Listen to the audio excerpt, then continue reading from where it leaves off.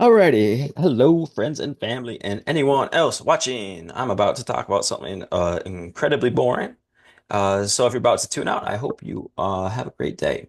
Sincerely.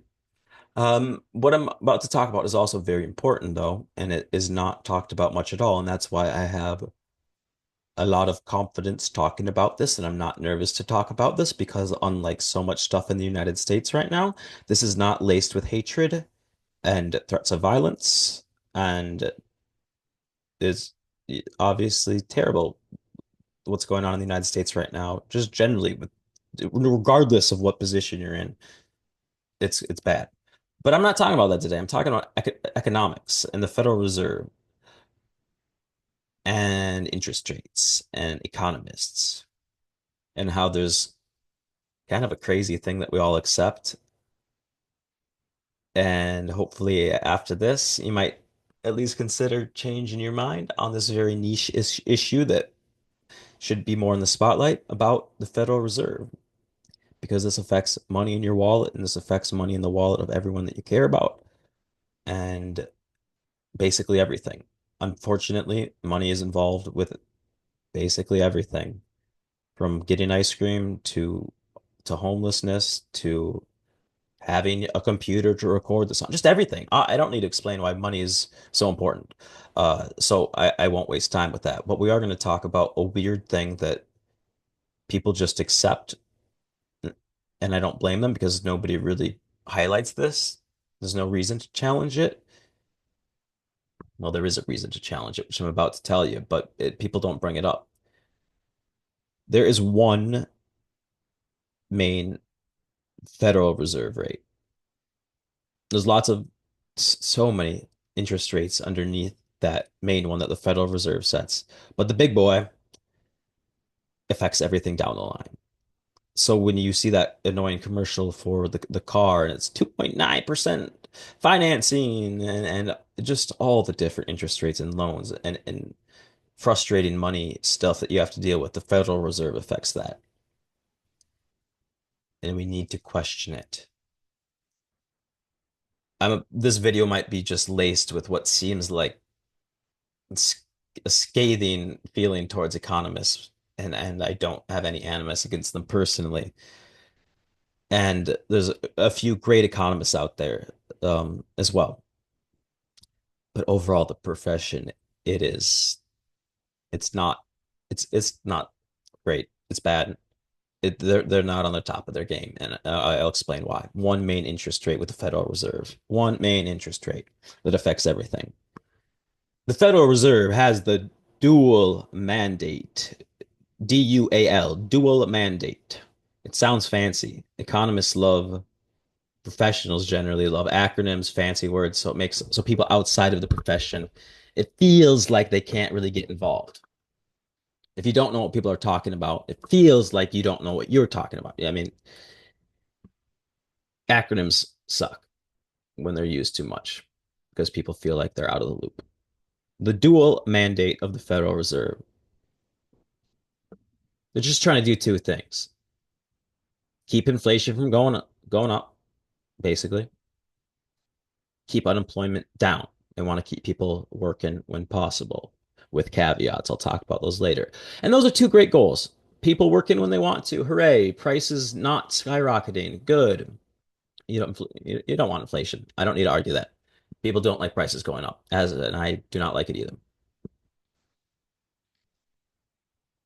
The weird thing that's accepted and not even brought up by people on the far left or the far right or just anyone essentially is the fact that this one main central Federal Reserve interest rate, it's too blunt of an instrument and it results in great suffering for people across the United States and the world. It is far too blunt of an instrument. The dual mandate, keep inflation down, keep unemployment down. Those are good things, but they are pitted against each other with one single interest rate. And that's crazy.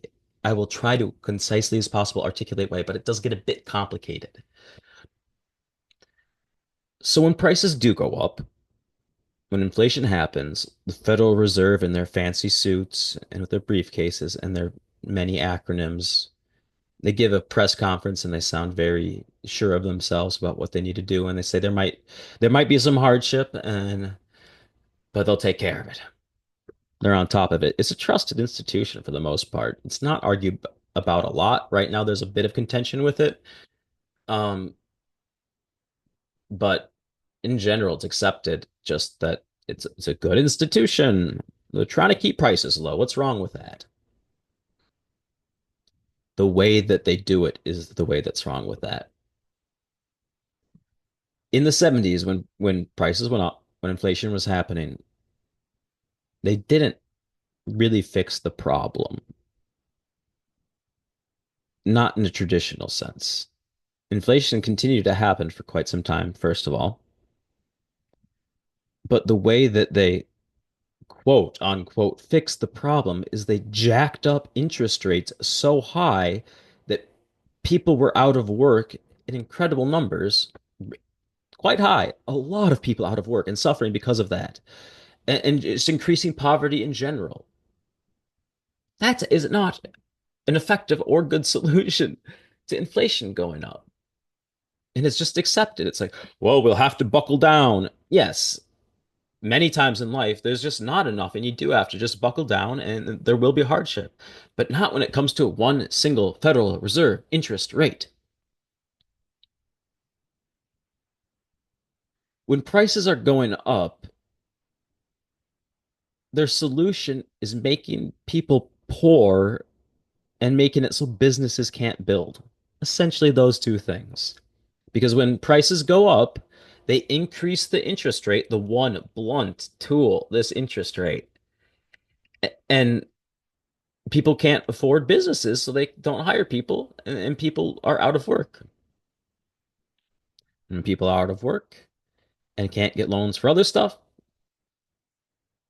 You can't you can't buy stuff. Not too complicated. For people towards the bottom of the socioeconomic ladder, poorer people, people in the middle class, that really affects them when prices are already going up. And regardless of that, if you lose your job, you're just screwed. It is not a logical or kind, but once again, logical solution to just use one interest rate to try to deal with inflation. I have such a hard time with most with the profession of economics. I don't have anything against the people individually, but really, this is what it is, and this is not even controversial.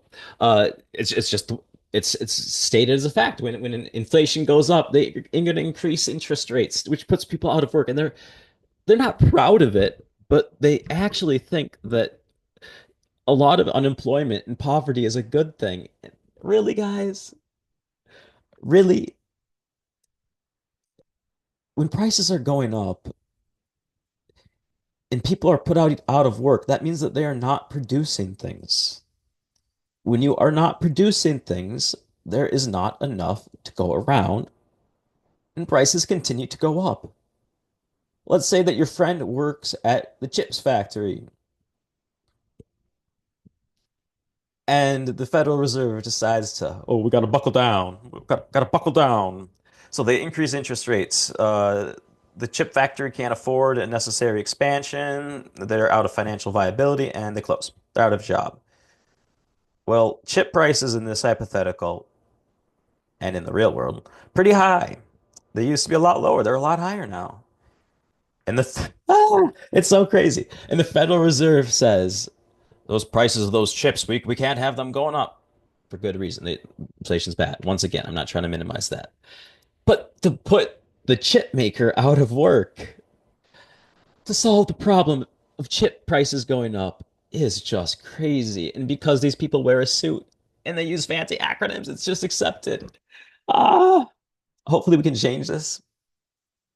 And the weird part is it really is that simple. They think that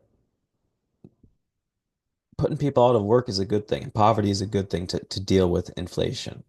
That is like saying, oh, you have a cockroach problem in your house. Yeah, we could solve that. We're gonna burn the house to the ground. Oh, it's like, oh, okay. Fantastic. Very technically, you solved my cockroach problem. And you can say that. I did. I solved the cockroach problem, and you burnt the house down in the process. Nothing is achieved overall beneficial from that. For years through now, the Federal Reserve has actually maintained that there's this you have to have a certain amount of unemployment. It's a good thing. When people want a job, oh, I can't have that. And if too many people have a job, that's a bad thing. And more people were employed, and that unemployment number dropped and dropped and dropped and dropped and dropped. And the Federal Reserve, the supposed smart institution, like, oh, gee willikers. Before the pandemic, before all this inflation did kick in, for all of my lifetime, they said, oh, gotta have lots of people out of work. And it just wasn't the case. It's nonsense. Having an interest rate dial is certainly important to restrict the money flow. I'm not saying the Federal Reserve overall is useless. To be clear, they're not useless. They need more power, actually. So, economists, not trying to totally insult you. I think you need more power. Hopefully, I want the Federal Reserve to be an elected institution, but they need just more than one interest rate because I've been reductive to a degree here, and you do need to increase interest rates because when some random rich dude is taking out a loan so they can invest more in cryptocurrency, just sloshing more money into the system. Yes, that's not good. That is not good. And you want to be able to, when inflation is happening, turn down the supply of that money. You want to be able to turn down that supply. But when the chip prices are going up, when the tortilla prices are going up, and you say, I'm going to cut off rich people trying to buy cryptocurrency, and I'm going to stop the chip manufacturers and the tortilla manufacturers from producing more to meet the demand, uh, I will try to bite my tongue and politely say that that is really darn silly. You can't have an unlimited supply of money.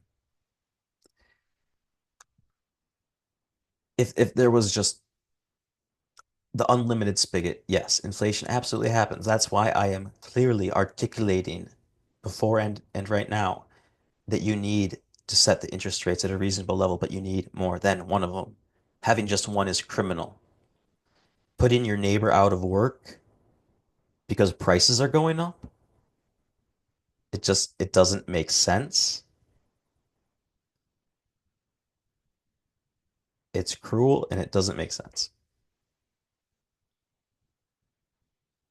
That's pretty much it. I'll get into more details, especially if there's any specific questions, because I did have to be fairly reductive here because there's money is just everywhere in life, so you can't talk about it all, but please question this. It and this isn't anything controversial. You can look up the Federal Reserve. You can look up videos from the chair people saying, "Oh yeah, we're going to increase interest rates. Inflation's happening. Yeah, people are going to get out of work. People are going to lose their jobs. There'll be hardship." And they don't change their tune after it doesn't work. When prices are going up, you need to produce. Shout out to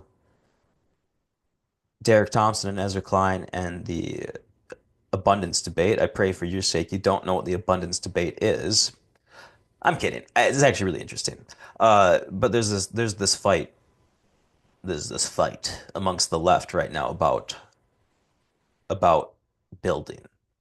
What's the main problem with with prices being high, especially when it comes to larger infrastructure and things like housing. And Ezra Klein and Derek Thompson, authors of Abundance, which I recommend, they basically say, "Are you joking? Are you joking? We need to build more. We need to build more." And to be clear here, I'm not trying to put words in the mouths of Klein or Thompson. They don't talk about changing the setup of the Federal Reserve. That's my pet issue right now. But they do talk about needing to build to have a sustainable and affordable America. And the way that you build the necessary step is getting a loan very much of the time. So Klein and Thompson and anyone else imagining a United States that is actually affordable from chips to houses, we need to start using nuance when it comes to the Federal Reserve and interest rates, and we need to change the system itself. It should be an elected institution because the Federal Reserve affects our lives so much. The, the people out on the street right now sleeping without a home, without a roof over their head, the Federal Reserve is involved with that. It's more complicated than that because there's local zoning nonsense too. But even if zoning stuff is taken care of, which it sometimes is, both Portland and Minneapolis, which have some connections to it, have made some movements towards better zoning. And when that does happen, you need to be able to actually build it. You want to encourage people building, especially in the right areas. So you need some nuance with these interest rates.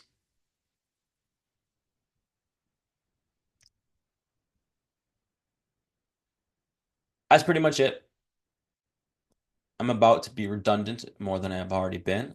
Please leave some comments if you disagree or agree, or if you're just like, hey, it's good to see you're alive. Uh, Once again, if any family or friends made it to the end here, I hope you're well, and I look forward to ranting and raving some more, perhaps in the future. All right, bye bye.